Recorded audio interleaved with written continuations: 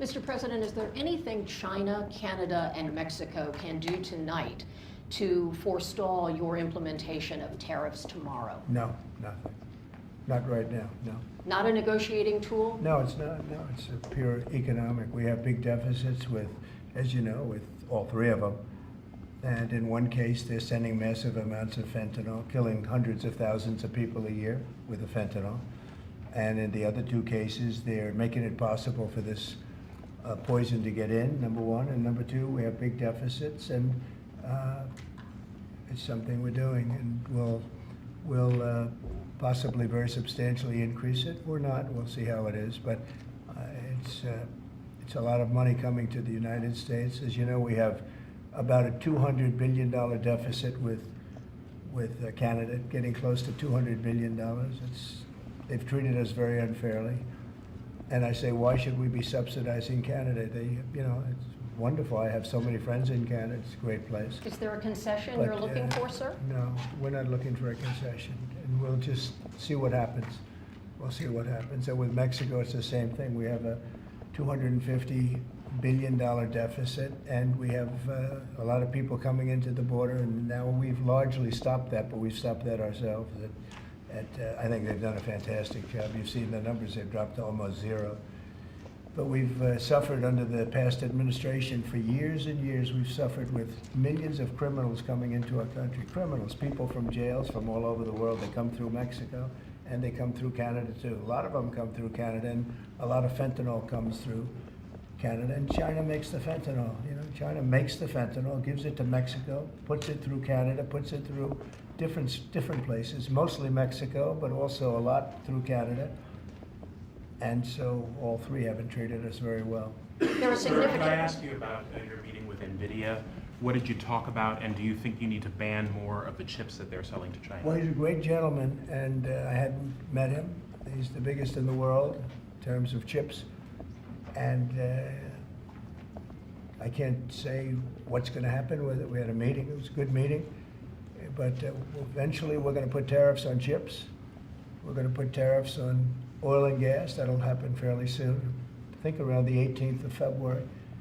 And we're going to put a lot of tariffs on steel.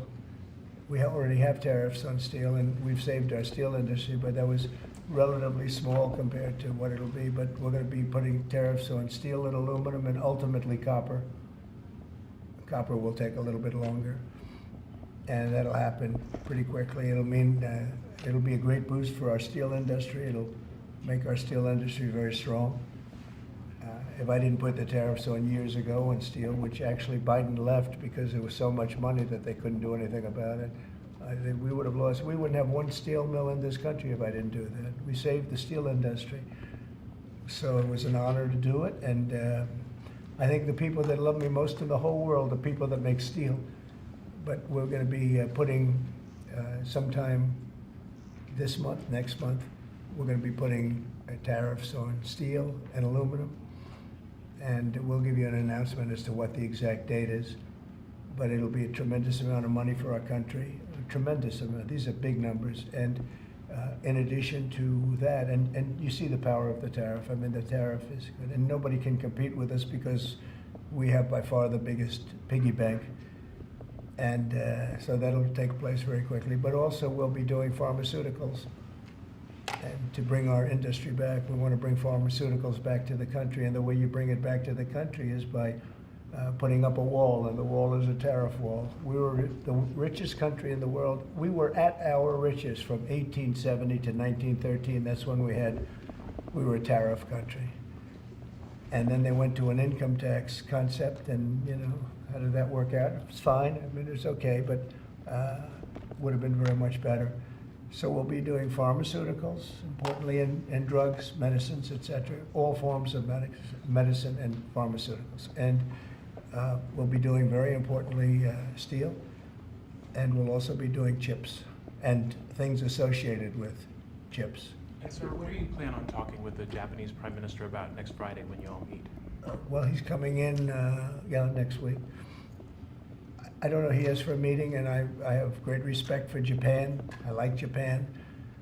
Prime Minister Abe was a very close friend of mine. What happened to him was so sad, one of the saddest days. but they're coming in to speak to me, and I look forward to it. Mr. President, on the crash, do you have any concerns that your commentary about things you have described as common sense or your observations could in any way interfere with the thorough investigation of the crash? No, I think they'll do an investigation. It'll probably come out the way I said it. I like to put it up front. I'm so tired of listening to things happen to our country and then people say, we'll do an investigation, and 3 years later they come out with a report that nobody looks at. Especially, not in all cases can you do that, but in this case, you know, you had a helicopter that was, the Black Hawk was too high. It was above the 200 limit by double. It shouldn't have been there. And there were some other mistakes made too, and I pointed them out also, and I was right on all of it, but they'll still do an investigation just to check it out, but I think As that's what Commander-in-Chief, are you at all concerned about opining about the Army and the conduct of that aircraft when you are Commander-in-Chief and these are the people who report to you, No. and there is an investigation ongoing? This was all caused by bad rules, regulations, and other things by Biden, the What Biden tells you that, sir? administration. And when you look at the way they ran things, in fact, if you look, we hired, one of the first things I told them to do, I said, get talented people in those beautiful towers overlooking runways. You better get them in there fast because we don't have people there that are qualified. And you knew that because planes were landing very, very late. They were circling all over the place. We had people that didn't know what the hell they were doing. And if sir, you- there if are you planes look- in the air excuse me. everywhere, and there are other air Excuse traffic, me. pardon me, Excuse sir. They, we have to have the best people, the smartest people, the sharpest people as control tower experts. And that's what they have to be. They have to be experts, and they have to be very smart. And we didn't have our best. And if you read the quote that I read yesterday at the news conference, it talked about people that were psychologically injured were okay, and people that had lots of problems were okay. I'd read it again if you'd like me to, but I don't think I have to Does that waste give your you time. concern, though, sir, with planes in the air all around the country, people relying on that as safety? Are you suggesting there's an ongoing risk? No, I think there's very little risk, but I think that we have to make sure that this never happens again. Very, very little risk. And we're taking actions that this can't happen again. The helicopter, as you know, was out of its zone. Shouldn't have been out of its zone. It was at the same height as the airplane. Now, the airplane was coming down on its track. It was perfect. It was in perfect shape coming down, and something was in its way. You can't let that happen. And it won't be happening again. And this was all because of weak rules in the Biden administration. And we're just not going to let that kind of thing happen again. And again, I could wait and I could, you know, give a report in 2 years like they always do. And sometimes it's obvious. In this case, to me, it was very obvious. And I think I've been proven to be very correct. Yeah. Mr. President, what do you expect from your meeting with Prime Minister Netanyahu next week? I expect a lot of good things. From all meetings, I expect good things. Marco Rubio, as you know, is going to make a tour of various countries in South America. He's going to be meeting in Panama, where Panama's treated us very badly. They gave him, rather foolishly, a thing called the Panama Canal, the most expensive project we ever built, if you look at today's numbers. Most expensive ever built. We lost 38,000 men. In that case, all men, just about all men. 38,000 to the mosquito, to malaria and various other problems that you get from jungles. It was a tremendously costly event. We built the Panama Canal 110 years ago. Think of it, the most expensive development we ever did. And really one of the wonders of the world, one of the great wonders of the world. And we didn't give it to China, we gave it to Panama. And Panama's been ripping down all the China language signs. They've been working like mad to try, but about 70% of the signs were up and they were written in Chinese, and that's not the deal. So we're going to take it back. They've already offered to do many things, but we think it's appropriate that we take it back. They've totally violated the agreement. We have an agreement. They violated the agreement, and Marco Rubio's going over there to talk to the gentleman that's in charge. Mr. Gaza, do you still think it's a good idea for Jordan and Egypt to be taking in Palestinians when they reject the idea and the Palestinians who are living now in Egypt? Oh, I think Jordan will take people, yeah, people from Gaza. And I think Egypt will take them also. I mean, I heard somebody said they're not going to, but I think they will. I feel confident they will. Mr. President, will tomorrow's tariffs include oil? What? Will tomorrow's tariffs be inclusive of Canadian crude? I'm probably going to reduce the tariff a little bit on that. We think we're going to bring it down to 10% on the oil. So it's 25% on the Canada side. Mr. President, are these tariffs stacking on top of already existing tariffs, or Yes, this will be the total? on top of whatever may be existing. Mr. President, ask you a question about Venezuela. Rick Cornell was seen on state TV shaking hands with President Maduro. Is there any concern that that might lend legitimacy to the Maduro administration? No, we want to do something with Venezuela. I've been a very big opponent of Venezuela and Maduro. They've treated us not so good, but they've treated, more importantly, the Venezuelan people very badly. We have tremendous Venezuelan population. I got 92% of the vote, the Venezuelan vote. Now we want to see what we can do to get people back in their homeland safe and free and all. He's meeting with a lot of different people, but we are for the people of Venezuela. We're for the Venezuelan Americans. If you look at it, we have them all in Florida, right around the Doral area. That's really, they call it Little Venezuela, right? And they voted for me close to 100%. So we'll see what we can do to straighten out the situation in Venezuela. Venezuela has been very unfortunate. I was very surprised when I saw that Biden agreed to buy a lot of oil from Venezuela, because Venezuela was just about finished, the dictator. And when that happened, it brought him back to life. You know, Biden went out and they buy millions of barrels of oil. I say, what's that all about?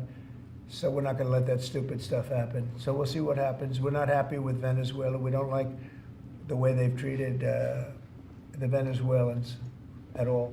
Mr. President, there have been some warnings or messages that government websites will be shut down this evening to scrub them of DEI content. Can you confirm if that's What's accurate? been shut down? Government websites, will be shut down this evening to scrub them of DEI content. Can you confirm whether that's accurate and if there are any concerns? I don't know. about- It doesn't sound like a bad idea to me. DEI would have ruined our country, and now it's dead. I think DEI is dead. So if they want to scrub the websites, that's okay with me. But I can't tell you. I guess probably certain people handle it certain ways. But I'll tell you who's very happy about it: the military. The real leaders, the real generals in the military, they're very happy about it. Doug is very happy about it. He's got a big group of people that are going to be working for him, really starting right now. He just got signed up, and they're very happy about it. He had a lot of DEI, everybody did, but he has not been a fan. It was really hurting our country badly. It's costing a lot of money too. You see the kind of money we're talking about? Hundreds of millions of dollars for nonsense. Now we have our country back now. Our country is back, and it's a nice thing to say. I've never seen such love. I've never had anything like it. I've never seen anything like it. People are coming up, sir, thank you for bringing our country back. We were losing our country, and I think we're stronger now than we've been in many, many decades. At the Sir, Department any of update on your call with Vladimir Putin? Well, we'll be speaking. We'll be speaking, and I think we'll perhaps do something that'll be significant. We want to end that war. That war would have never started if I was president, and we want to end that war. That war is a horrible war. Millions of young people are being killed, mostly on the lines now, mostly soldiers. But the cities have been largely destroyed, many of them. They're like demolition sites. But the soldiers are just shooting at each other. You know, it's a very flat land. I said this the last time, very, very flat land. The only place that a bullet stops is when it hits a person. And they're hitting a lot of people. They're hitting a lot of soldiers, but on both sides. You know, I think Russia would probably say close to 800,000, and Ukraine 600,000 or 700,000. And it's just a senseless situation, and it's got to stop. So whatever I can do to stop it, and we are having discussions, yes. Ongoing, already scheduled and ongoing? Have you- Already talking, yes. So you've already spoken to Vladimir Putin? I don't want to since- say that, but we are having very serious Is discussions there a reason you about. don't want to? We are, well, I just don't want to say that. we're having very serious discussions about that war, trying to get it ended With Russia? with Russia, yeah. At the Department of Justice and the FBI, there are a number of high-level people who are being asked to resign or are being told they are going to be fired. Did you specifically request any actions at the Bureau or DOJ with respect to those employees? No, but we have some very bad people over there. It was weaponized at a level that nobody's ever seen before. They came after a lot of people, like me, but they came after a lot of people. No, I wasn't involved in it. I'll have to see what is exactly going on after this is finished. But if they fired some people over there, that's a good thing, because they were very bad. They were very corrupt people, very corrupt, and they hurt our country very badly with the weaponization. They used the Justice Department to go after their political opponent, which in itself is illegal. And obviously it didn't work. Are you going to impose tariff on the European Union? What does that mean? Are you going to impose tariff too on the European Union, like you are going to do for Mexico and Canada? Well, you're asking me a question, because I'm sure you didn't hear, am I going to impose tariffs on the European Union? Do you want the truthful answer, or should I give you a political answer? Absolutely. Absolutely. The European Union has treated us so terribly. You promised Americans to try to reduce costs, and so many of the products Yeah. that would be tariffed, when they come into the country, the outgoing country is not paying the tariff. The buyers in the United States pay that, and then that's passed on to consumers in Right. most instances. Sometimes. How would you expect to have prices come down if you have such a broad plan for tariffs? And what do you say to the voters who want to see you reduce everyday costs? Well, let me just tell you that I got elected for a lot of reasons. Number one was the border. Number two was inflation, because I had almost no inflation. And yet I charged hundreds of billions of dollars of tariffs to countries. And think of it, I had almost no inflation and took in $600 billion of money from other countries. And tariffs don't cause inflation, they cause success. They cause big success. So we're going to have great success. There could be some temporary short-term disruption, and people will understand that. I had that when I negotiated some of the good deals for the farmers. And unfortunately, those deals have been led astray by Biden and his people because they didn't enforce the deals.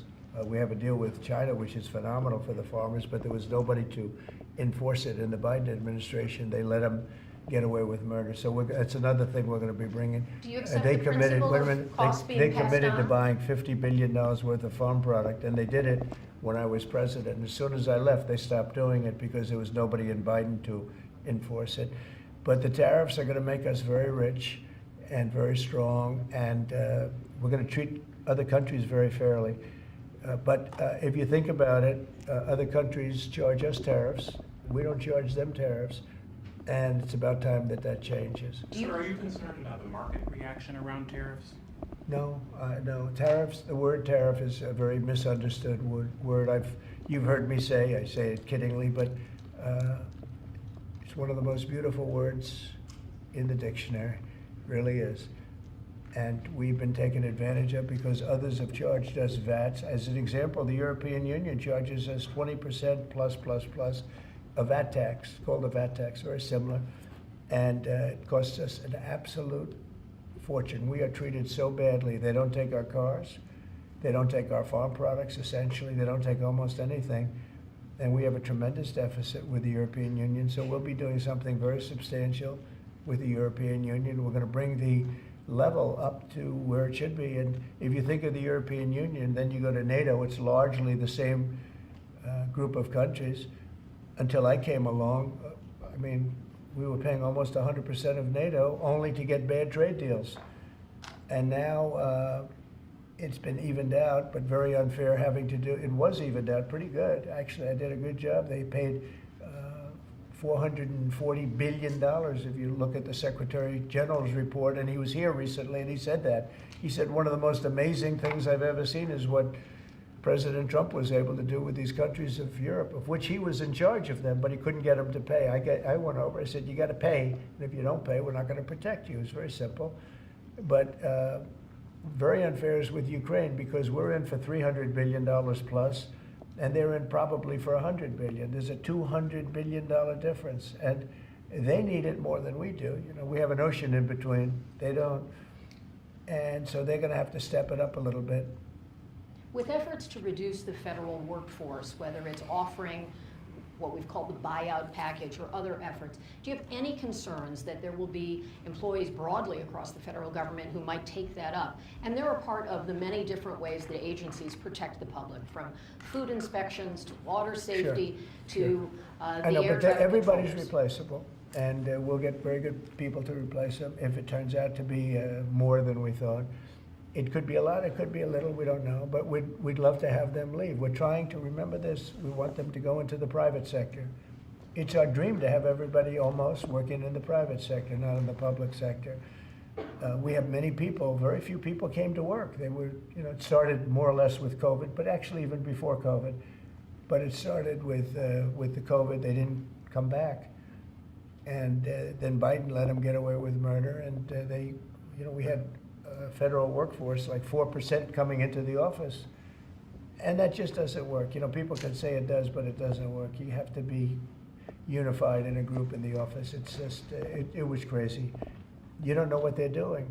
And then at some point, we may ask them to certify that they didn't have two jobs, meaning were they really getting a check from us, the government, and then were they also working a second job and a third job, and, you know, on government time? And many of them will say that they did, you know, which is not legal, but it's a problem. It's a problem. No, we want to get that out. We want to clean it out. You know, people have been trying to reduce federal government now for 40 years, 45 years, and they haven't been able to do it. And this is a way of doing it, I think, very nicely. It's sort of a buyout, too. I think we're treating people very good, but people don't come to the office. They won't have a job starting on that very special date, so we'll see how that works out. I mean, nobody knows how that's going to turn out. Everybody might show up to the office, and maybe a large number won't show up. But if they don't show up, we've accomplished a very serious goal. We're trying to reduce government. Does Mr. Musk or any of those associated with your DOGE effort, do they have any direct access through the government systems to how money is dispersed? No, nothing. No, they are. This has nothing to do also with the federal cutting, you know, with this federal cutting. This is very separate. This is if you don't show up, you don't get paid. But DOGE, I think great progress has been made. We're talking about cutting over $1 trillion of waste. We're talking about waste. We're not talking about we're going to love and cherish Social Security, Medicare, Medicaid. We're not going to do anything with that other than if we can find some abuse or waste, we'll do something, but the people won't be affected. It'll only be more effective and better. And our country, as our country gets richer, the people on Social Security, Medicare, Medicaid, those people are going to be more secure. If Biden had gotten elected, Social Security was going to fail because the country was failing. It was going to fail. The country was going to fail. And therefore, the Social Security, Medicare, Medicaid, and all of the other things that you may get would not be able to be paid. Our country's getting very strong, and you see it. I think more progress has been made in the last 2 or 3 weeks than has been made in the last 4 years. I think not only has more progress been made in the last 4 years, it's, I'll call it de-progress. We went way backward as a country in so many different ways, from woke to all of the other things that took place that were so bad. You look at Afghanistan, how embarrassing that was. I think Afghanistan really started the problem with Russia and Ukraine. When Putin looked over and he saw how incompetently that was handled, I was getting out, but I was going to keep Bagram. Right now, China has Bagram. I was going to keep one of the biggest air bases in the world. They left it. But I was, other than Bagram, I was going to get out. And I wasn't keeping Bagram for Afghanistan. I was keeping it for China because it's 1 hour away from where China makes its nuclear weapons.